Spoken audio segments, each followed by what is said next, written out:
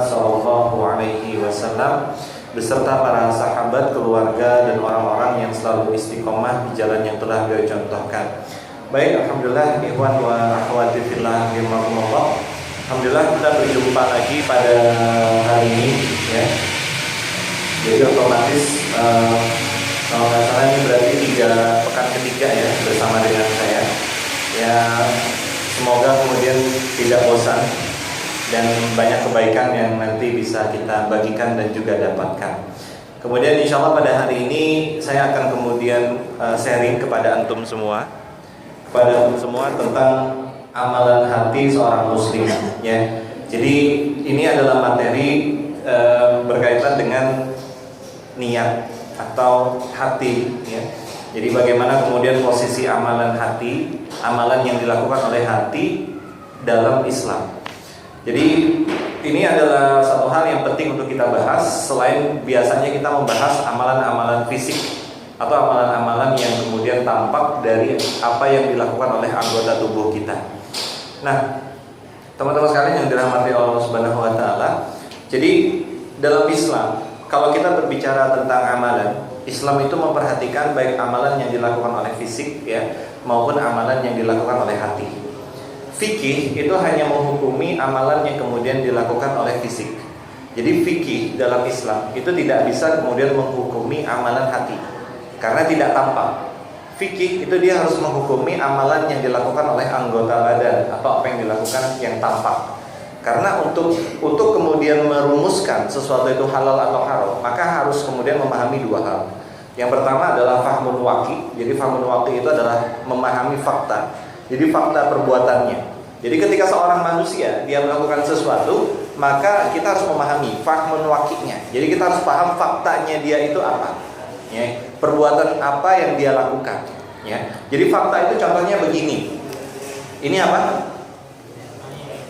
Nah, kalau fakta itu nggak kayak gitu. Fakta itu begini. Ini adalah sebuah benda berbentuk botol persegi panjang gitu kan ya.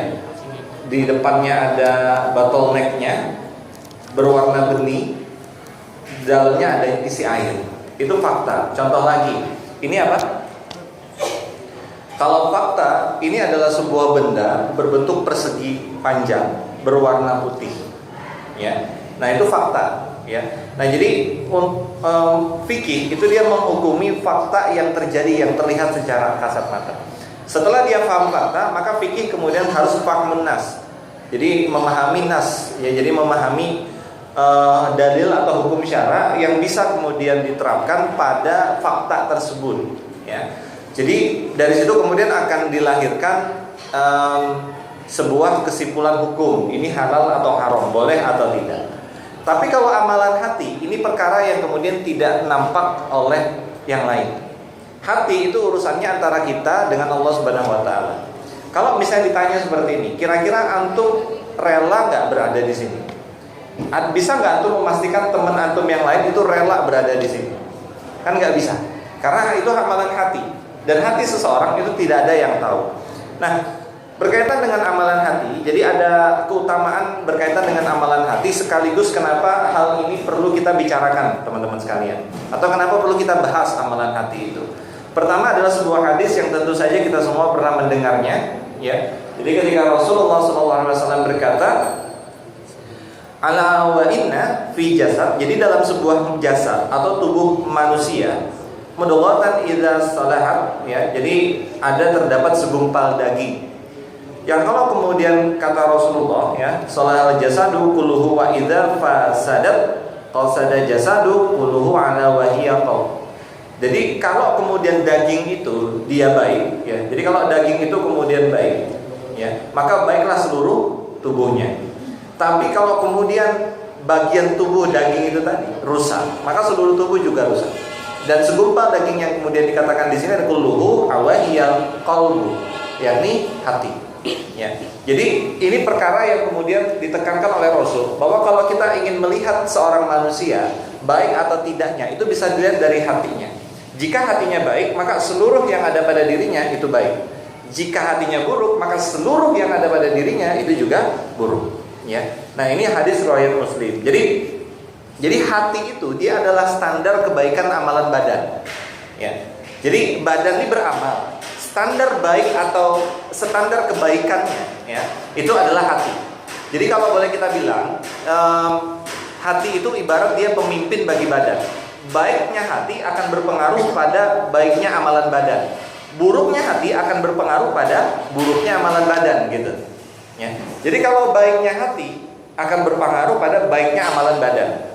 Kalau buruknya hati akan berpengaruh juga pada buruknya amalan badan. Nah, untuk lebih tergambar kita lanjutkan. Jadi Syekhul Islam Ibnu Taimiyah, jadi Ibnu Taimiyah itu menjelaskan begini. Amalan badan tidak akan diterima tanpa perantara amalan hati.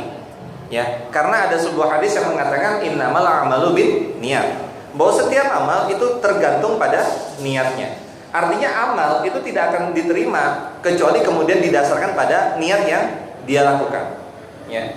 Jadi kalau begini teman-teman sekalian. Jadi kalau berkaitan dengan ibadah yang mahdhah, maka yang dilihat adalah niatnya dulu.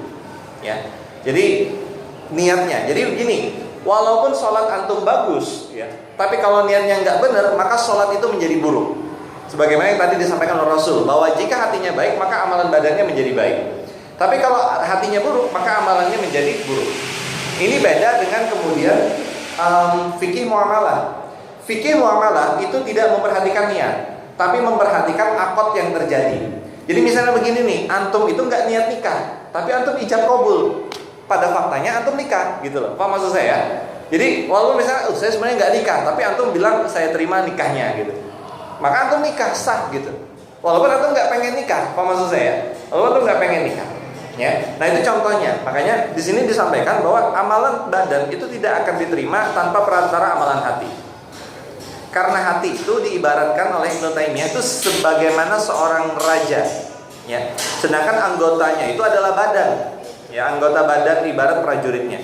Bila sang raja buruk, maka akan buruk pula seluruh prajuritnya.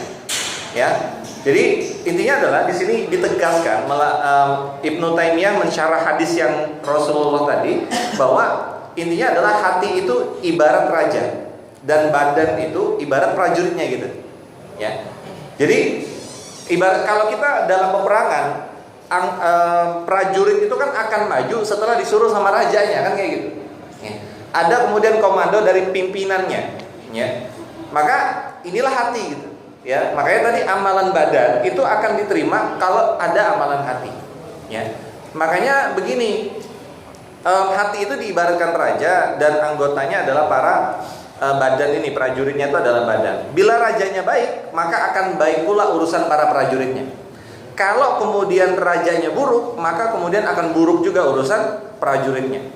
Nah, makanya kemudian amalan hati ini memiliki kedudukan yang agung, yang tinggi di dalam Islam. Karena walaupun amalan kita baik, tapi hatinya buruk, ya, maka kemudian akan berdampak pada amalan badan tersebut. Jadi contoh misalnya begini, antum sholat, teman-teman sekalian, antum sholat antum tuh khusyuk luar biasa. Tapi hati antum itu nggak benar. Kenapa sholat antum khusyuk? Karena dilihat oleh teman-teman antum. Secara amalan, secara zahir, benar amalannya, sholatnya benar, rukun-rukunnya terpenuhi segala macam. Tapi bisa jadi di sana nggak ada pahala. Kenapa? Amalannya menjadi buruk karena hatinya yang buruk. Contoh lagi misalnya begini, antum kemudian misalnya mengkaji Islam. Kenapa antum pengen mengkaji Islam? Karena antum pengen kemudian dapetin yang namanya ketenaran lah. Ini kan lagi tren hijrah gitu, misalnya gitu. Ya, maka benar aktivitas ngajinya benar, tapi bisa jadi di sana sudah musnah pahalanya atau minimal berkurang. Karena apa? Karena amalan hati yang nggak benar. Makanya kalau hati itu diibaratkan raja, kalau rajanya buruk, maka akan buruk juga kemudian prajuritnya. Ya, jadi bahkan bisa dikatakan pahala dari amalan hati itu bisa jadi lebih besar daripada amalan badan dalam beberapa kasus. Sebagaimana dosa hati itu lebih besar daripada dosanya badan. Ya, makanya kan kita akan mendapati bahwa dosa kufur, kemunafikan, ya, itu adalah dosa yang tidak diampuni oleh Allah Subhanahu Wa Taala. Ya kan, dosa syirik, gitu kan, itu lebih besar. Jadi kan kalau kita perhatikan, kan syirik itu kan perkara hati, apa maksud saya? Jadi perkara hati dulu, baru diejawantahkan dalam perbuatan, paham ya? Jadi dia mengingkari Allah, baru kemudian dia ejawantahkan dalam perbuatannya, sebagaimana yang dilakukan oleh orang-orang Arab. Jadi kan orang-orang Arab itu ketika ditanya man rabbuka, mereka mengatakan Allahu rabbuna. Ketika mereka ditanya siapa Tuhanmu, maka mereka menjawab Allah itu Tuhan saya. Tapi ketika mereka ditanya man ilahuka, siapa sesembahanmu, maka mereka menjawab Lata, Uzza dan seterusnya. Nah, ini menunjukkan bahwa sebelum kemudian syirik itu tampak dalam perbuatan, itu ada kemudian berkaitan dengan amalan hati dulu. Sebagaimana kita harus ketika kita sebelum sholat kan kita harus bersyahadat dulu dan meyakini Islam dulu. Meyakini Islam itu perkara hati atau perkara badan coba? Hati kan? Ya. Nah, makanya di sini disampaikan bahwa bisa jadi kadang-kadang amalan hati itu bisa jadi lebih besar, baik pahala maupun dosanya. Misalnya kayak dosa syirik, bahwa dosa syirik itu besar loh itu, ya kan? Dosa syirik itu yang paling besar, bahkan lebih besar daripada dosa zina, riba, minum khamar dan lain sebagainya. Ya, ini posisi kemudian hati, ya. Jadi niat tadi. Makanya syirik itu dosa paling besar, kezaliman terbesar. Bahkan pelakunya terancam masuk neraka jahanam dan kekal di dalamnya. Ya. Nah, makanya teman-teman sekalian selalu kemudian kita diingatkan dengan hadis ini kan kayak gitu. Innamal a'malu binniyat. Bahwa setiap amalan itu harus disertai dengan niat. Dilanjutin oleh Rasulullah bahwa setiap orang hanya akan mendapat balasan tergantung pada niatnya. Ini ketika hijrah. Jadi ketika hijrah itu kan orang-orang dari Makkah ke Madinah itu orang-orang itu banyak motivasinya gitu, macam-macam motivasinya. Ada yang pengen mengejar perempuan ini dilanjutin. Barang siapa yang hijrah karena cinta kepada Allah dan Rasulnya, maka hijrahnya itu akan sampai pada Allah dan Rasulnya. Maksudnya adalah dia akan mendapatkan Allah dan Rasulnya. Barang siapa yang hijrah karena menginginkan perkara dunia atau karena wanita yang ingin dinikahinya, maka hijrahnya hanya mendapatkan apa yang dia inginkan. Jadi intinya begini, bahwa amalan hati sebelum amalan badan ini adalah sesuatu yang tidak bisa dipisahkan gitu. Ya. Dan kita hanya akan mendapatkan apa yang kemudian kita niati. Innamal a'malu binniyat. Ya. Nah, teman-teman sekalian, dalam hadis qudsi juga disebutkan bahwa Rasulullah SAW itu hadis qudsi itu hadis yang berasal dari Allah ya, tapi dikaulkan atau dilafazkan oleh Rasulullah. Ya. Nah, jadi Allah itu mengatakan dalam hadis qudsi ini, Allah itu mengatakan ana agni syaraka anna syarik. Jadi aku itu paling tidak butuh pada sekutu. Barang siapa yang mengerjakan suatu amalan dalam keadaan menyekutukanku dengan selainku, maka aku tinggalkan dia bersama dengan sekutunya. Jadi maksudnya begini, andai kata ada seseorang yang dia beramal karena yang lain, maka Allah kemudian biarkan dia dengan yang lain itu. Ya. Artinya begini, kita itu kan beramal, itu kan pengen dapat pahala. Yang bisa ngasih pahala itu kan hanya Allah Subhanahu wa taala. Kalau kita melakukan sesuatu tapi bukan karena Allah Subhanahu wa taala, maka Allah meninggalkan kita dengan selain daripada kita gitu. Ya, jadi kita mau minta pahala ke sana juga nggak bisa gitu kan. Jadi hadis ini adalah dalil bahwa amalan hati itu luar biasa diperhatikannya. Karena jadi gini, kadang-kadang kita bersedekah bisa jadi karena ria, pengen dilihat kemudian oleh orang gitu kan, atau membaca Al-Quran dengan suara yang merdu supaya dipuji suaranya gitu kan. Nah ini sesuatu yang dikatakan oleh Allah ini ya biarkan dia dengan sekutunya ya, karena dia kemudian melakukan sesuatu bukan karena Allah Subhanahu wa taala. Nah, teman-teman sekalian, dalam hadis yang lain jadi ini dari Abdullah bin Mubarak. Jadi beliau mengatakan boleh jadi amalan yang kecil namun pahalanya menjadi besar karena faktor niat, keikhlasannya. Dan bisa jadi amalan besar menjadi kecil, nilai pahalanya disebabkan oleh niat. Ya. Jadi misalnya begini, mungkin kita sholat misalnya ya, sholat tahajud sholat duha di sini gitu kan. Jadi gini. Jadi misalnya dalam satu shop aja sholat berjamaah gitu kan, sholat berjamaah satu shop aja. Maka amalan masing-masing orang di tiap sholat berjamaah itu beda-beda, tergantung niatnya. Jadi misalnya kita ini sholat bareng ya, sholat bareng nih berjamaah. Kita baris kan, sholat berjamaahnya itu satu pembahasan bahwa di sana ada pahala tersendiri. Tapi pahala yang lain dibicarakan dengan niatnya itu juga beda-beda masing-masing. Karena tingkat niatnya itu masing-masing beda. Bisa jadi yang di sebelah sini ini niatnya rendah, di sebelahnya justru pahalanya rendah karena niatnya yang kemudian nggak benar. Di sebelahnya justru niatnya lebih tinggi, pahalanya lebih tinggi karena niatnya yang benar. Ya, nah jadi bisa kayak gitu. Ya, nah jadi Makanya di sini disampaikan bahwa amalan yang kecil bisa jadi besar karena niatnya, dosa yang kemudian kecil juga bisa jadi besar karena niatnya. Amalan yang besar bisa jadi kecil karena niatnya. Misalnya gini, antum sedekah 1 miliar, ya, pernah ketemu uang 1 miliar? Nggak pernah ya? Nggak apa-apa ya. Karena itu bukan syarat masuk surga. Nah, tapi kalau misalnya antum bisa sedekah 1 miliar, tapi niatnya agar terkenal, maka sedekah yang besar itu menjadi kecil di hadapan Allah. Paham ya? Tapi kalau antum sedekah 1.000 rupiah, ya karena memang uang antum adanya segitu, ya jangan 1.000 lah, ngenes banget gitu. 10.000 lah misalnya, 10.000 antum sedekahkan, tapi antum ikhlas karena Allah, maka yang kecil itu menjadi besar.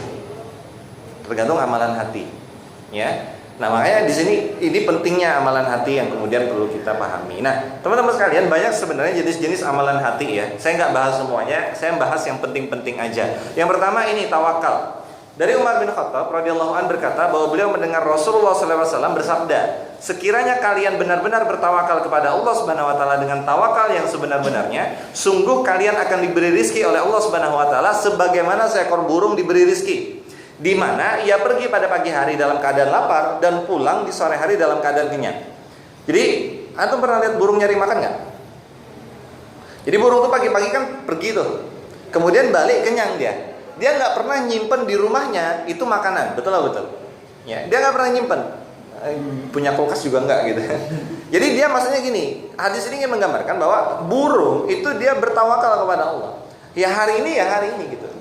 Ya. Jadi besok itu insya Allah katanya ada makan, insya Allah ada makan, karena ada Allah yang kemudian menjamin.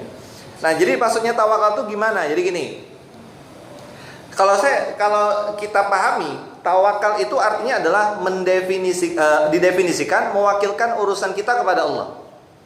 Jadi kita punya urusan.